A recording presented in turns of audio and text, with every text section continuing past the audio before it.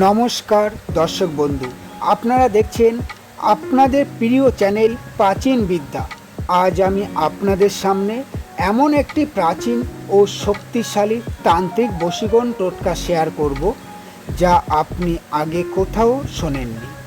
আজকের টোটকাটি তৈরি হবে একটি বিশেষ গাছের শিকড় দিয়ে। আপনি যদি কাউকে মন থেকে ভালোবাসেন বা আপনার হারিয়ে যাওয়া প্রেম ফিরে পেতে চান, তবে আজকের এই ভিডিওটি আপনার জন্য। টোটকাটি শুরু করার আগে একটি অনুরোধ, এই বিদ্যা অত্যন্ত মারাত্মক। দয়া করে কোনো খারাপ উদ্দেশ্যে বা কারো ক্ষতি করার জন্য এটি ব্যবহার করবেন না।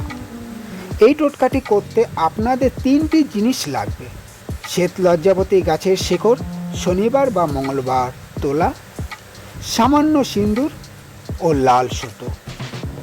যে কোনো শনিবার বা মঙ্গলবার ভোরে স্নান সেরে শুদ্ধ বস্ত্রে একটি শ্বেত লজ্জাবতী গাছের কাছে যাবেন। গাছটিকে নিমন্ত্রণ জানিয়ে এক নিঃশ্বাসে শিকড়ের কিছুটা অংশ কেটে নেবেন। মনে রাখবেন, শিকড় তোলার সময় যেন কেউ আপনাকে না দেখে বা পেছন থেকে না ডাকে।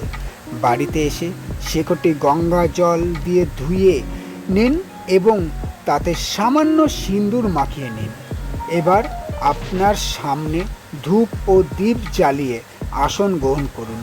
শিকড়টি ডান হাতের তালুতে রেখে আমি যে মন্ত্রটি বলছি সেটি মাত্র 21 বার জপ করে শিকড়টি অভিশপ্ত বা জাগ্রত করে নিন। মন্ত্রটি হলো: ওং নমো কামাখ্যা দেবী অমুকং মে বশমানয় স্বাহা। অমুকং শব্দের জায়গায় যাকে বশ করতে চান তার নাম উচ্চারণ করবেন। মন্ত্র শেষে শিকড়টি লাল সুতো দিয়ে বেঁধে আপনার ডান হাতে পুরুষদের জন্য বা বাম হাতে মহিলাদের জন্য ধারণ করুন।